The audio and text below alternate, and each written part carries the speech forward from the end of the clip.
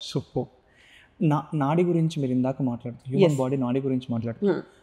I heard that ఒక నాడి పట్టుకొని నీ బాడీ స్ట్రక్చర్ ఏం చెప్పొచ్చు, నీ బాడీలో ఉండే ప్రాబ్లం. ఆయుర్వేదం ప్రకారం మనకి నాడులు ఉండే దానివల్ల కఫదోషం ఎలా ఉంది, పిత్తదోషం ఎలా ఉంది, వాతదోషం ఎలా ఉంది అని చెప్పచ్చండి.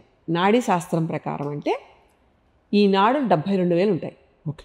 వీటిలో కొన్ని పార్ట్స్ దగ్గర క్లోజ్డ్ కోన్ లాగా ఉంటాయి. ఈ బ్రెత్ ఎప్పుడైతే మనకంటే లైఫ్ ఎనర్జీ కోసం మనం తీసుకుంటున్న ఇన్హేల్ షుడ్ బీ లైక్ ఒక చైతన్య శక్తి కనెక్ట్ అవుతుందండి లోపల.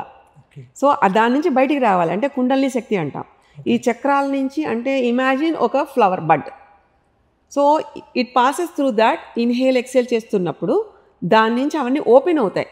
ఎలా అయితే ఒక సూర్యరశ్మికి పడి ఒక మొగ్గ పువ్వుగా ఎలా అయితే విచ్చుకుంటుందో ఒక కమలం కానీ ఏదన్నా, లైక్ దట్ లోపల చక్రభేదన జరుగుతుంది. దానికి ఇంత వ్యవస్థ, ఇంత బ్రీదింగ్ అన్నది అంత కంట్రోల్గా ఎంత మీరు దాని మీద ట్రైన్ చేయగలిగితే అంత లాంగివిటీ ఉంటుంది హ్యూమన్ బాడీకి, అంత ఎజిలిటీ ఉంటుంది. At the same time you can able to achieve the purpose of life. So దీంతో పాటుగా సింపుల్గా బ్రెత్ వేసేస్తే ఒకటేలా కాదండి, ఎలాంటి స్థితిలో చేస్తున్నాం అన్నది కూడా ఇంపార్టెంట్.